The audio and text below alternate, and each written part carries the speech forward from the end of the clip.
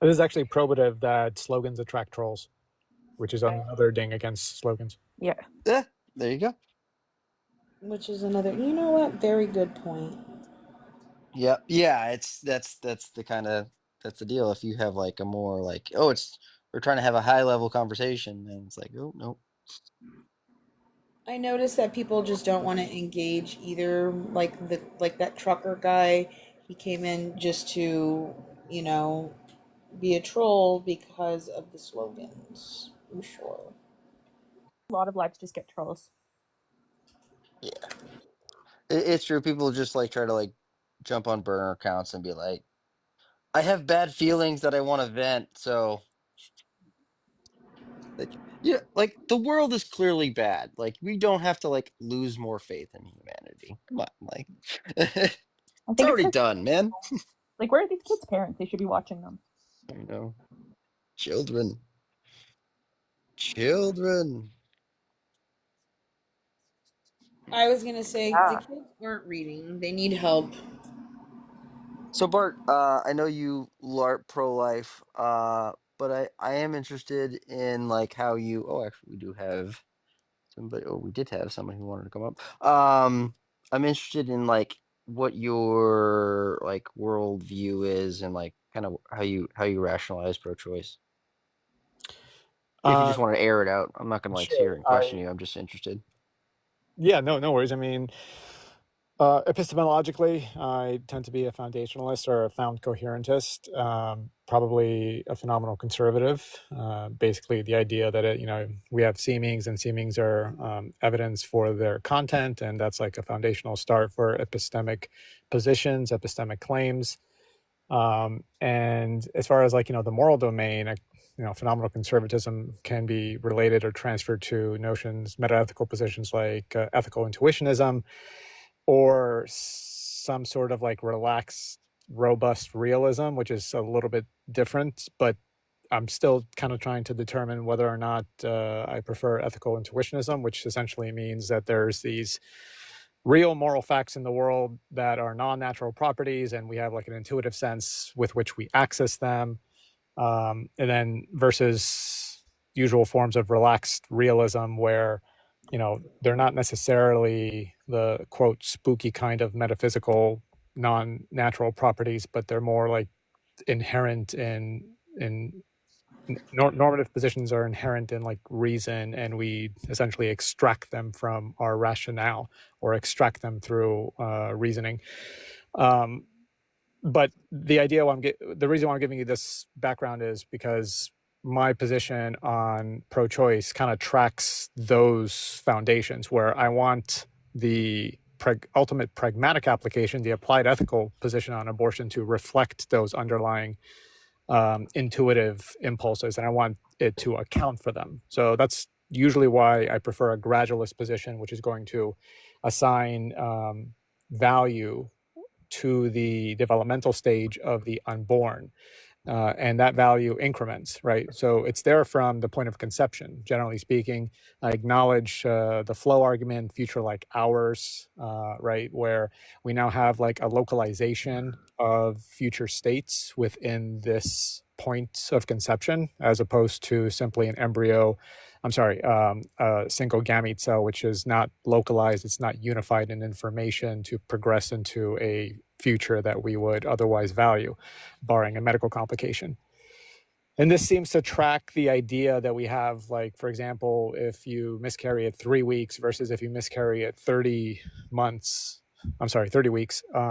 And if you lose a newborn versus if you lose a 2-year-old, right? It's not that the earlier stage does not have moral value. It's just that we assign different moral weight to those losses.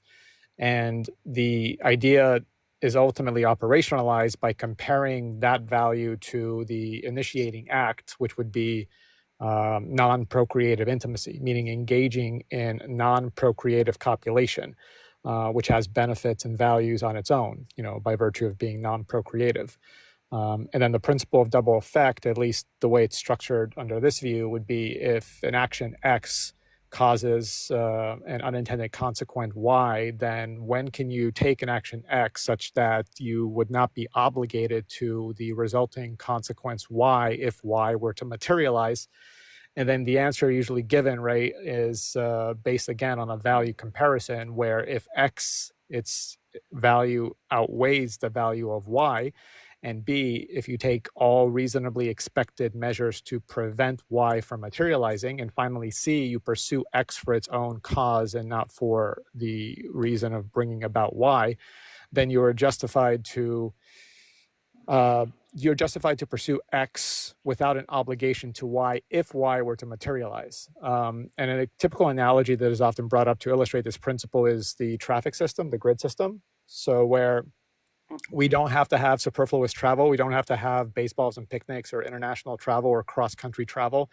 All this is not necessary for people to live. It just increases the range of experiences that we value. It also produces many, many fatalities. None of those fatalities are really necessary in this typical sense of the word necessary. So we can restructure society and bar all sorts of travel, and aside from essential services, and prevent those fatalities, save those lives, save those injuries, right? But we don't do that because we're actually okay with a certain loss of life if it is outweighed by the value that it brings. Now, this isn't a utilitarian position, not necessarily, utilitarian by any stretch of the imagination, but it is a comparison of certain trade-offs that do occur in a social setting. And the ultimate principle that is derived is that certain loss of life, even if it's innocent or amoral, can be justified in some contexts, even if it's not in the self-defense context. So I like that. So I'm a relaxed realist, so I do believe that there's certain moral facts that line up to hit um, certain truths or absolute truths, um in I should say absolute truths, certain universal truths, and I do believe as far as access to more knowledge, we end up with a better understanding of exactly what we have access to. I'm not sure if intuition is what I would use, because I do feel like that there's knowledge that changes some of the calculus at which we do, so it is relevant to our ability to explore and discover those facts. Um, so, but I think that you are right in the sense that there are certain things that we do with a causal understanding of either accidental or intentional, that despite our either best interest or not our best interest, but despite our best avoidance, that will still end up happening. But because it generates more life lived, we still do those actions. Um, yeah, no, I think you got something. You got a nice worldview there. If you don't mind, I'll probably post that if you don't mind. If you like, it's not necessarily the complete view. There's that's probably like 15 to 20% of it, right? Obviously, it opens up the Oh, question of where's the cutoff, right? I'm not, somebody could yeah. say like, I well, was thinking that you're gonna add like a threshold deontology. I was gonna mention that, but is that what you follow, or sorry? no, as far as like the normative position, I think, well, getting first to your point about like the intuitional metaethical view. So it's not simply the fact that like we have access to these intuitions somehow, whether it's like through a relaxed realism position or like a more, conventional ethical intuitionist position or something along those lines. Those are like the foundations. They're like these clear-cut rules that probably the vast majority of people can agree to. Like, for example, gratuitous schmorcher is bad, or schmorcher in general is bad, or like, raping, a child is bad. These are like these bright lines positions that seem to just hit the moral position so starkly that we hold them as distinct from something that, like, let's say a sophisticated expressivist would say is really just a form of expressing our attitudes, right? But it's like a particularized form that is especially potent within our psychology. But the moral realist wants to say that these moral positions are so starkly distinct from do you like vanilla or chocolate that it doesn't seem to track the same category. It seems like it is truly reflective of a categorical difference. When we're talking about morality, is often what the moral realist wants to say. So in general, the reason why I'm again pointing this out is that like that's like the foundational level, and then overlaid on top of that is like a more rational exposition, right?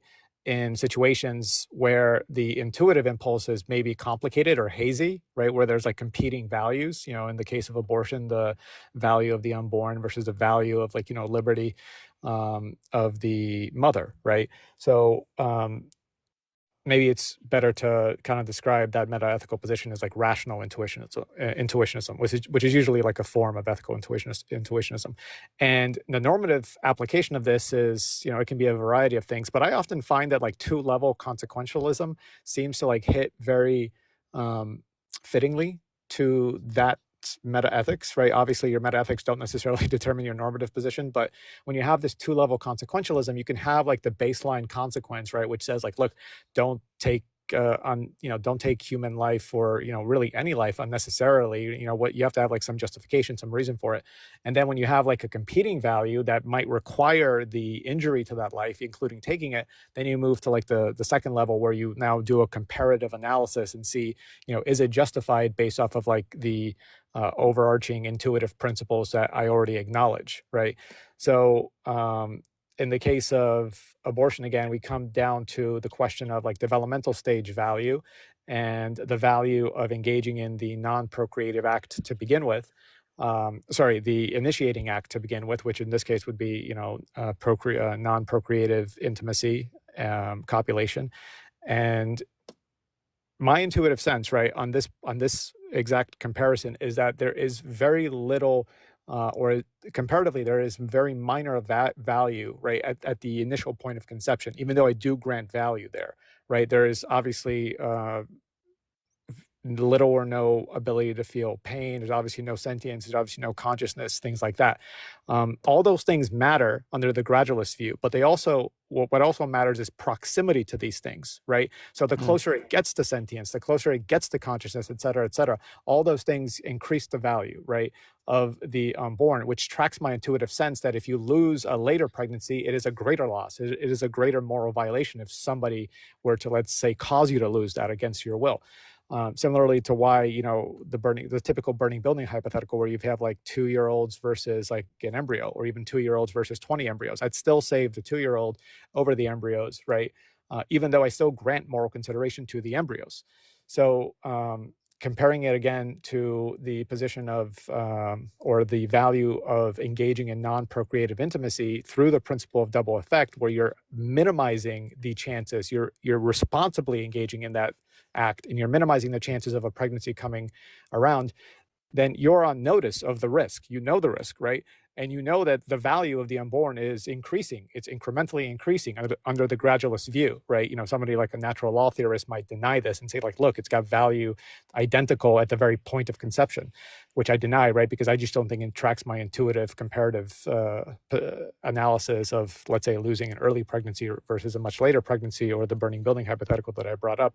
So the point being that simply because at the initial point, in my view, there's an outweighing of value, meaning that I grant greater value to the act of engaging in a responsible, non-procreative intimacy than I do to the zygote at conception. But that doesn't mean that like you can then continue to have the same conclusion, the same value analysis as it incrementally gains value, because at a certain point that is reversed. Now the value of the unborn, because it's accumulated sufficient development, right, in its gestational period, now it actually outweighs, under my view, under my intuitive grounding, the value of the initiating act. And the question is, where do you draw that line? Where is the cutoff? So under the principle of detrimental reliance, right? If we place ourselves in the position of the unborn and ask, like, where do we draw that line? Where would the reversal occur? What is the typically expected time of discovering pregnancy, right? 5 to 6 weeks. What is reasonable temporal window to effect termination after that time is discovered, after it is discovered, 3 to 4 weeks, right? Depending on various considerations, right? Which reaches a window of 10 weeks. Now the question is like, well, what if these things are not available? What if somebody gets a false negative? What if somebody has a cryptic pregnancy? What if somebody is in a coma and gets, raped and doesn't find out until they wake up 20 weeks later that they're pregnant? All these things are resolved by assumption of risk, right? We distribute the risk at the beginning, right? And generally speaking, right, it's going to be a question of frequency, right? The grape case where somebody is in a coma is probably the most extreme one.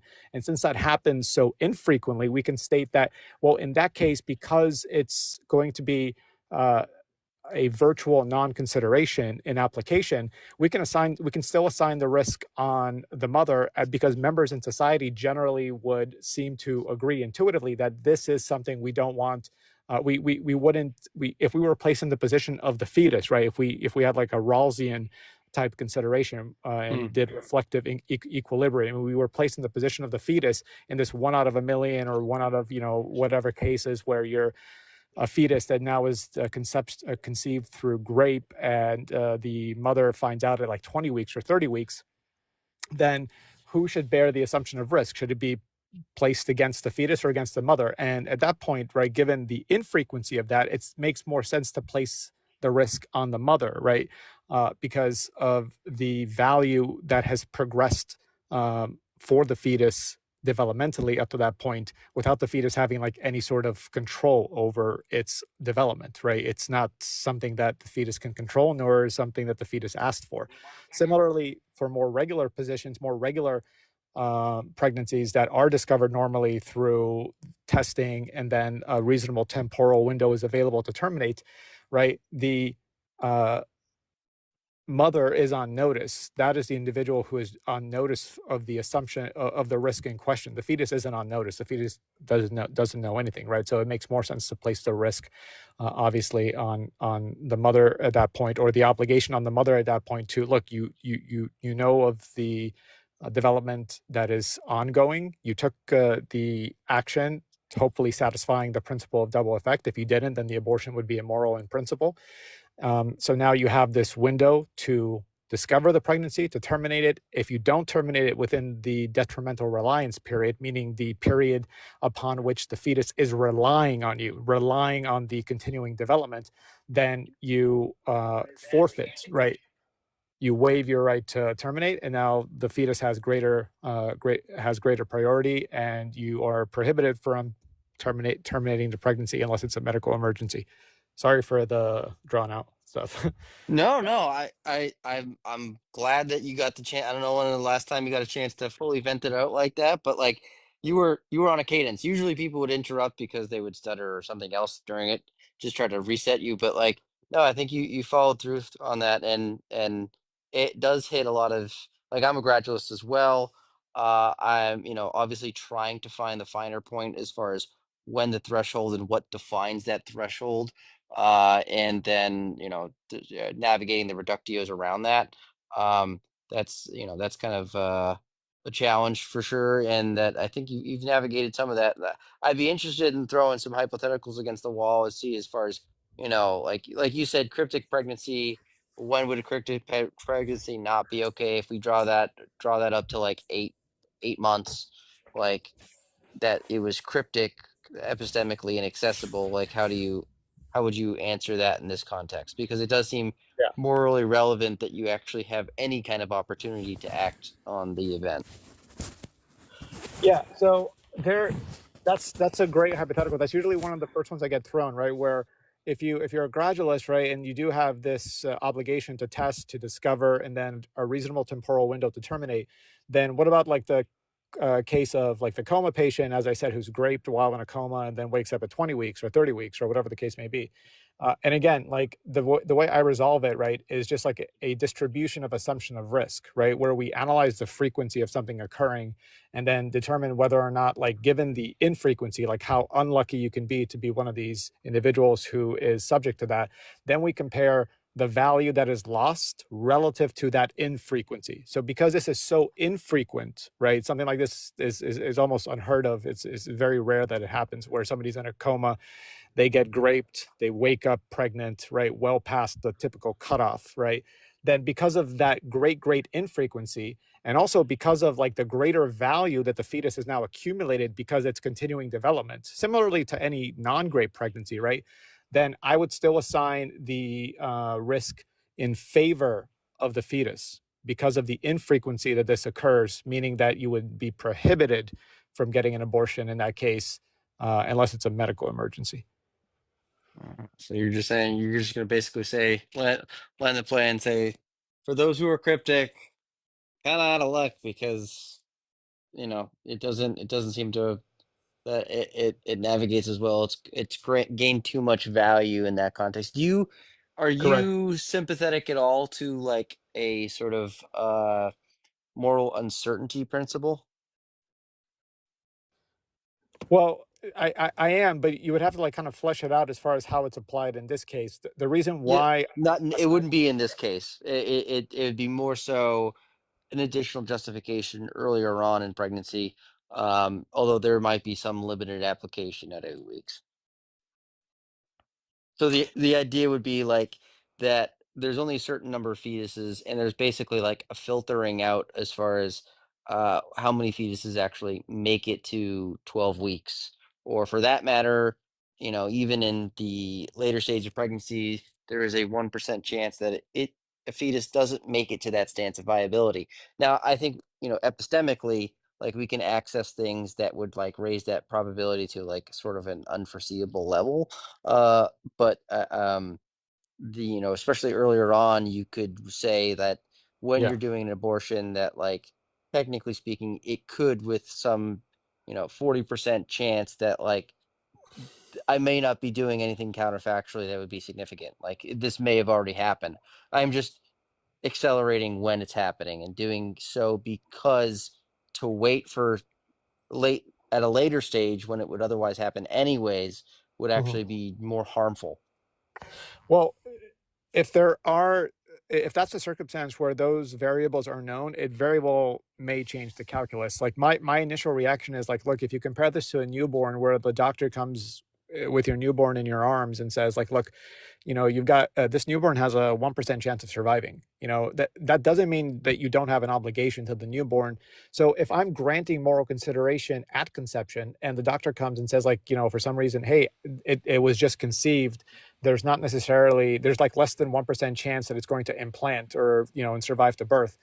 If I'm comparing this to the newborn, right, and the same principle applies, that like there's moral consideration there's moral consideration here, it's a less than 1% chance in each case, then I'm not going to have like a symmetry breaker aside from the developmental valuation, which is the principal symmetry breaker in these cases anyways. Does that make sense? Something is directed towards, you're saying that like an embryo inside versus outside, one is growing already. So even though they have the same uncertainty as far as when they're gonna unalive, that like ultimately the symmetry breaker is one that is going to be the fact that it's directed towards, regardless of the Yeah, uncertainty. there's going, yeah, the principles of greater developmental evaluation, detrimental reliance, and by detrimental reliance I mean, let me give you a hypothetical to illustrate this. So for example, if you're a motorist, right, and you get into a car accident, and now the other motorist, even though you were doing everything correctly, right, but you get into another a car accident with another motorist, the motorist now magically somehow gets like hooked up to you, right? Then under my framework, right, assuming that you did everything correctly on the roadways, you didn't violate any expectation. You did everything I wanted you to do, right? Because I want you to gain the value of going on the roadways and driving responsibly and safely. So you didn't do anything wrong, but an accident still occurred, because accidents still occur, not irrespective of whether you did something wrong or not, just the nature of, physical collision. So, and then like the other motorist is now hooked up to you, right? Well, if you if you just like dilly dally and like just whatever, I'm just going to like let this person like stay there, and then I'll make up my mind 20 weeks later if I want to unalive them by disconnecting them. there's going to be a principle that is generally termed as detrimental reliance, meaning that the other person now, given that you are supporting their development and continued existence, is relying on you and has perfected their reliance on you because you had a sufficient time to affect your rights, not to have them rely on you, but you did not affect those rights. Therefore, now the priority changes because this person has now relied on you for a sufficient amount of time, and that sufficient amount of time is generally, something that whatever factors are considered motivating for sufficiency. In the case of pregnancy, it's the typically expected time for discovery of pregnancy, the reasonable temporal window to terminate pregnancy, and the developmental stage of the fetus at that time. So for the cryptic pregnancy, I know that Rand said they wanted to point out something about that, but the same idea would apply on the roadways. If let's say 1 out of 100,000 of these collisions causes you to get hooked up to the other motorist, but now you're in a coma and you don't wake up until 30 weeks later with this motorist hooked up to you, that would be the same idea where the other motorist is now detrimentally relied being hooked up to you, even though you were in a coma. You didn't get the chance to exercise your rights. You didn't get the chance to exercise that right. But then the question is who do we assign the risk to? The fact that you missed your chance in 1 out of 100,000 times, or the fact that the other person, if you disconnect them now, will unalive? And given that the burden of pregnancy, right, is not something that is fatal, right? It's generally not considered something that will maim you for life, versus the loss of the life that will occur at that point. I assign the risk against the person, right, who is hooked, who is supporting the other individual in those situations, which would analogize to a cryptic pregnancy. See, I don't know if that strikes my intuition, because I think the idea is that if you do something for long enough, if you do a good for long enough, that now you're committed to that good because of some sort of instantiated reliance. And if it were the case that it was a deer that I fed every single day, and then I just stopped feeding the deer and it was relying on me, that kind of makes sense. But in the context of a blood transfusion, like I I don't think it changes calculus.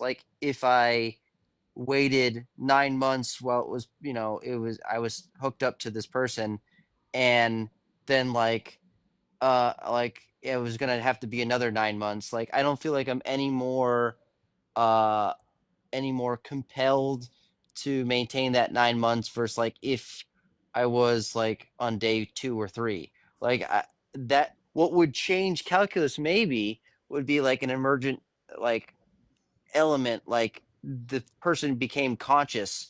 And one that could be taken 2 different ways. One, you could say, okay, well, now I can vet this person to see if they're actually a person that's good, that would isn't a mass murderer, is of good virtue character, and warrants my body to this kind of level, and that I can build that kind of sort of relationship value as far as what I want to do with it, because feel permissed either way. But if they're a bad person, I would. But if you just said I'm gonna wait so I can stare them in the eyes, so I could say, "Ha ha, you don't get access to my body." That's bad. But I don't see. Could you try to ground that a little bit more on me? Yeah, for sure. So it might just be an intuitive impasse. We might be crossing paths here on different planes. But the idea, again, first of all, keep in mind, I am absolutely taking into account the greater developmental value, right, under the Yes, yeah, gradualist view. no, that was it. Just Yeah.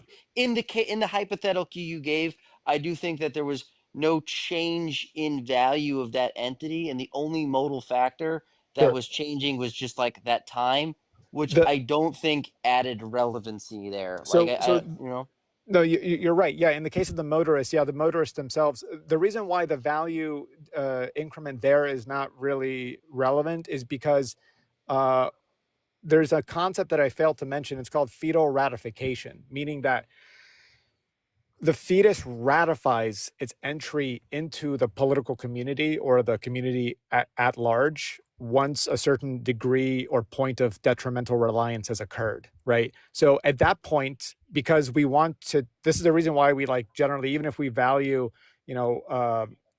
people without mental or physical disabilities in some sense more than people with mental or physical disabilities, we don't treat them any less. We don't value them morally or legally any less, because it's detrimental to social cohesion, right? So even though like we might be able to analyze a distinct valuation between those who do have severe disabilities and those who don't, or even those who like provide immense value to society and somebody who's extremely lazy, right? The idea is that we don't treat them any differently. We ascribe, once you cross this like, point of like ratification, you're like a full-fledged member of the community. And we do that precisely because we don't want to have these sorts of like caste systems develop, because historically we can bring up a lot of reasons why we don't want that. And also principally, it breaks down social cohesion. It is less. It breaks down social order and just general dignity and respect that we want to afford to the human body and the human form, right? So with the fetus, at the point of 10 weeks, given the calculus that I presented, it crosses that point of fetal ratification. The motorist example, like the motorist has already crossed it. The motorist is like, obviously a full-fledged member of society. They have ratified, they ratified their entry long ago. So for them, like the value there is a maximal value as far as like a human being is viewed under the gradualist framework, right? So when the motorist gets attached to you in the car accident, right, the idea is like, given the infrequency of that kind of situation where you're in a car accident, you get into a coma, the other motorist somehow gets attached to you, you wake up, and now you have to wait another like, maybe 10 weeks or something, 20 weeks before they can be safely detached from you. The question is like, what is lost, right? If we detach the motorist, there's this complete life of a human being that's lost versus the inconvenience, right, and the burden of continuing to provide for them for another 10 to 20 weeks. So the question is, under a Rawlsian view, under a reflective equilibrium, right, his moral constructivist position, when we have the veil, right, and we ask ourselves, like, look, this is so infrequent, but if you like, before you became or become a member of this society, like, where do you want to afford the risk or distribute the risk, right? If you were unlucky enough to be this 1 out of a million or 1 out of 100,000 individual who ends up in this situation where you get into an accident and now you're attached to this other person who gets into a coma and doesn't wake up for 20 weeks. And intuitively on my end, right, going back to your deer example, I would say if you know, for example, that by feeding the deer, this deer will become reliant on you, and if you stop, it will perish, then the question is, are you obligated within a certain threshold to either not do that or to provide some care, given now that you've established this reliance and you knew that this reliance would occur? Intuitively for me, it makes perfect sense to obligate somebody to that if you knew that occurred. Generally speaking, though, that doesn't occur, fortunately. That's why we can feed like wild animals a few times and just go about our merry way.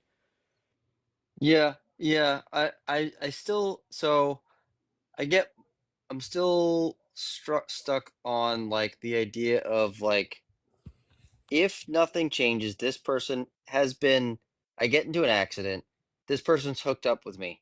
I have this temporal window where I can stare at this person who's in a coma, who's hooked up to me, that I caused, but I didn't cause without like trying to do some protective care as far as making sure my car was right, and like it had a license and I knew what the hell the rules of the road were. Um but like I have this like 2 week period, but like after like a certain number of more weeks, maybe 2 more weeks, I'd be like I wouldn't be able to do it, and then like another 2 weeks he'd come up or something, like could potentially survive. Like I just don't get like why I wouldn't, like if I delayed my choice for a particular length of time, aside from, let's say, like a impending moment before like oh, like I did it for first 3 weeks, and like in the last day, like guess what I'm gonna do. Like obviously that's fucked because it doesn't make any sense in your own self-interest and investment of time.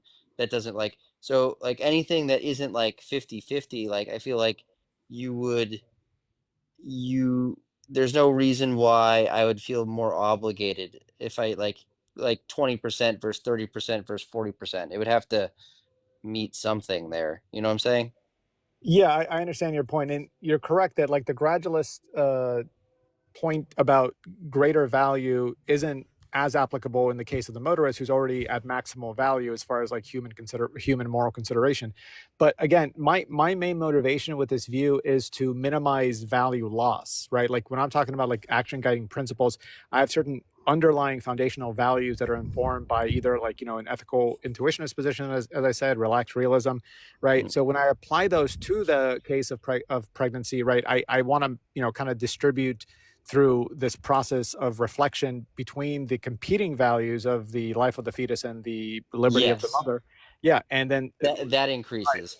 yeah, That that for that sure. that But I get. If yeah, you add but in in the a point, little, go ahead. yeah, just almost on. But in the point of the motorist, yeah, that value is already maximally there, right? So I want to motivate somebody to to respect that maximization of value already there, and if they don't act within a reasonable temporal window, right? This is the same principle I would apply in any other context, right? Legally, and don't get me wrong, I'm not making an argument, a plea to legality. I'm just saying that that's what I would want legally there to be The when I'm world you ascribing. wish to live in. Yeah. Yeah. Yeah, exactly. And then the reason again is that because by incentivizing and obligating such a act within a certain window, it is actually incentivizing the respect for the human body and the human form, as opposed to like kind of saying, look, I'm gonna like wait until the very last moment and I'm gonna unplug this dude, right? Like I don't want to live in that kind of society, basically, because it like is anathema to my intuitive foundational positions, my meta ethics that informs my normative, and then obviously my applied ethics. That's the best I think I can answer that question. And we might still have like an impasse on that, which is No, just, I yeah. think I think you alluded to to two things, and one thing I kind of touched on. One, people, if they're going to take an action, you should do such action as, especially if it's morally significant, as urgently as you potentially can, as long as within your ability to rationalize it. So as long as you've allowed yourself enough time to rationalize, like if they impulsively pulled and they were like, that would be bad. Obviously, that meets certain temporal threshold that I think you'd want to bake into this. I'd also think that like one of the things that you're trying to say and do is that people should act somewhat in a self-interested way as far as like interest of their own time, so that they should be motivated to act with a degree of like urgency to like care for people, and it make sure that you like make a choice with a certain level of like commitment, I guess. um but yeah, no, it's not like, and then like as far as the car accident kind of thing, I would say that something else you could add into it to like sort of gradually change the value again would be a modal factor. If you don't want to do that, I wouldn't, but then don't. But like if you added like an uncertainty, like at 1 week he's got a 10% chance of like staying alive, but like at week 3 he's got a 40% chance of staying alive. And it's just like, well, it seems more wrong to unalive someone who's got a 40% chance of living versus a 10% chance. But if you unalive him at a 10% chance of living, then like that seems less wrong because of the fact that you have a body integrity violation and other factors. Yeah, I think that certainly would factor into the consideration, depending on, if there are what the competing values are, right? Especially the burden of the reliance that, or the burden that the reliance is causing. Like, for example, I think I would categorically be pro-life if pregnancy was only like 9 minutes instead of 9 months, because that's absolutely a factor